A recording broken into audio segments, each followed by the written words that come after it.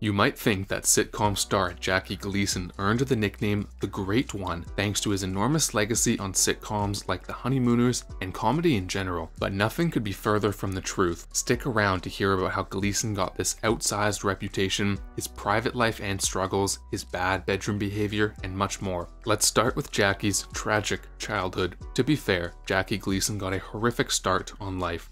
Born in Brooklyn in 1915, his parents struggled to make ends meet. To make matters worse, in 1919 his older brother Clement perished from meningitis, leaving Jackie as the only child in the family. Soon, though, his childhood would get even worse because his father's actions were heartless. When Jackie wasn't even 10 years old, his father abandoned the family, and he did it in a spectacularly hurtful way. Just before Christmas in 1925, Father Gleason threw out every family photo he was in.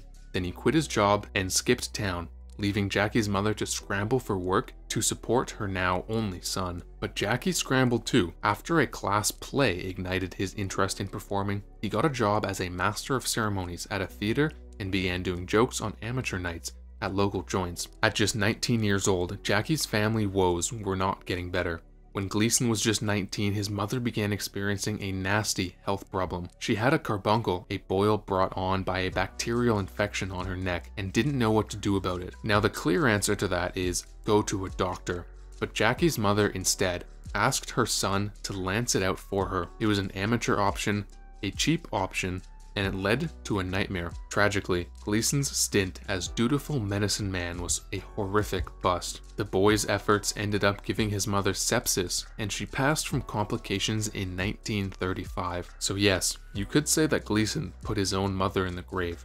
His next move was iconic. Eventually, Gleason began working at New York's famous Club 18, where patrons regularly came in, hoping that the evening's comedian would roast them to bits. For Gleason, who had just begun to develop a brassy, coarse persona, it was perfect. At one point, after spotting the Norwegian figure skater Sonja Henie in the audience, he humorously handed her an ice cube and said, "Okay, now do something." This soon attracted the attention of all the right people. While Gleason was working at Club 18 and making rounds at the other New York stages, none other than Jack Warner of Warner Brothers Studios saw him perform and knew he had something special on his hands. Warner quickly offered Gleason a tidy little contract at his company. For the first time, Gleason had money and some semblance of stability, so you know he had to go and blow it all up. Around this time, Gleason's private life was ruinous.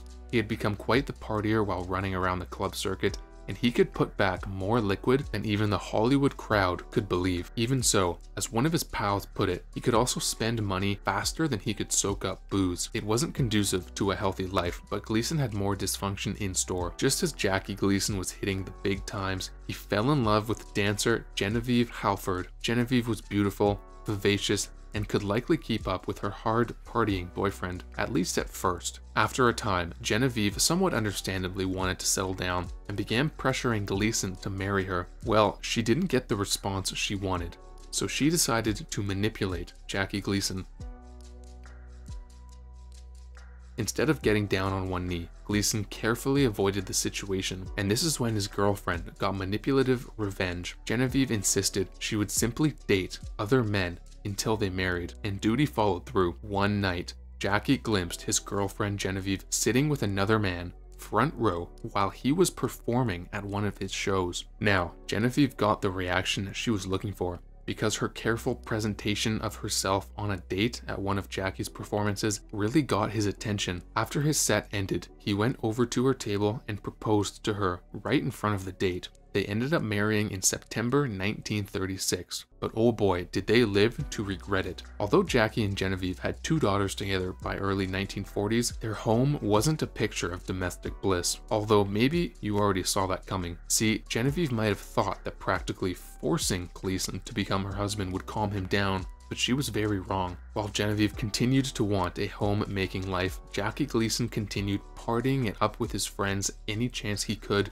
infuriating his wife. Soon enough, they were barely functioning. They separated in 1941, just after their first daughter was born, then got back together long enough to have their second daughter, and then separating again until reconciling in 1948. It was a ridiculous, unstable home life, but then again, Gleason's constant drinking was unstable too. It all began to take a toll on him in the worst way possible. By the 1950s, even Gleason's friends were calling him the Fat Man, but such was Gleason's mystique that it only added to his charm. In fact, the peak of his partying also signaled the peak of his career. Impressed with his tipsy nightclub performances, the Dumont television network invited Jackie to host their variety show, Cavalcade of Stars. This would be the start of Gleason as everyone knew him. Gleason's work on Cavalcade of Stars impressed the network so much, they eventually offered him a permanent position on the show in 1952, renaming it The Jackie Gleason Show to boot. It became a total sensation, with the lumbering Gleason introducing various intricate dance numbers and working overtime developing various comedic characters to play on the show. But while this was happening, trouble was brewing in his personal life. I doubt you'll be surprised to hear it, but Gleason's marriage to Genevieve Halford never got better. In 1951, it exploded. That year, they separated again, and this time, Gleason wasted no time reveling in his semi-single life. Shortly after, he began dating a woman named Honey Merrill. After years together with Gleason still married to another woman, Honey Merrill dumped him and found a different husband. And as always, Gleason ended up with Genevieve again, but his worst romantic entanglement was just around the corner, because Jackie started to mix business with pleasure.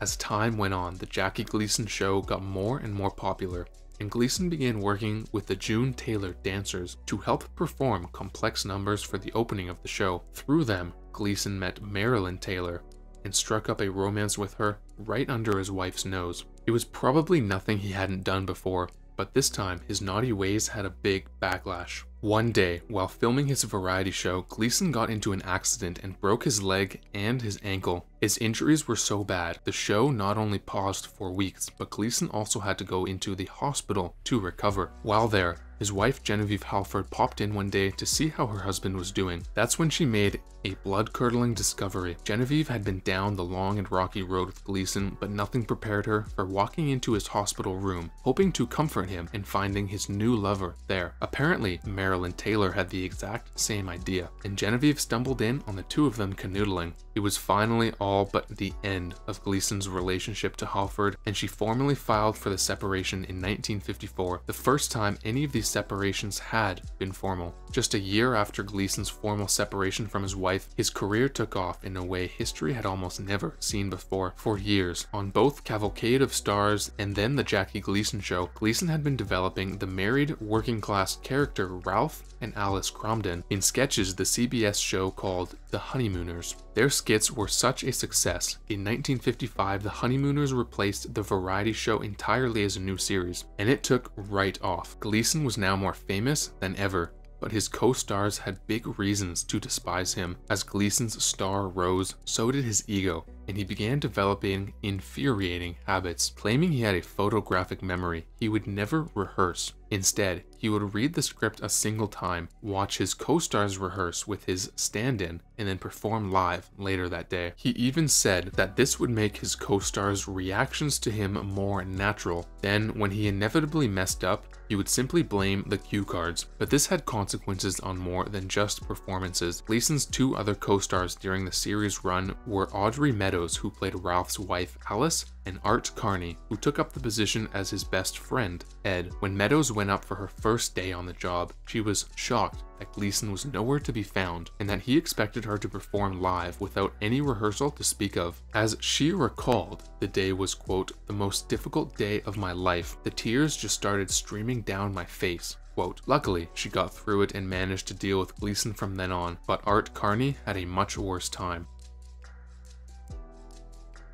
Art Carney was fantastic in The Honeymooners as Ralph's hapless best friend Ed, but behind the scenes the story was much different. Gleason was intensely jealous of Carney's talent and reportedly tried to undercut Carney's work whenever he could, even calling Carney his subordinate. He also once told Orson Welles that whenever the audience laughed at Carney, quote, I smile on the outside, but you should see my insides, quote. Here's a little spoiler, this didn't get any better. As the creator of the Honeymooners, Gleason held immense control and he wasn't afraid to wield it. He even initially wanted to reject Audrey Meadows' application to be Alice Cromden. The reason? Because he thought she was too attractive. To convince him, Audrey had to jump through some hoops, hiring a photographer to come to her house and snap photos of her while wearing no makeup and a ratty housecoat. This was a man not universally beloved on his own set, and it only got darker than all of that. The Honeymooners is one of the most legendary sitcoms of all time, but its canonical run shockingly only lasted for one season of 39 episodes. By 1956, Gleason felt that they had gone through most of their original ideas, and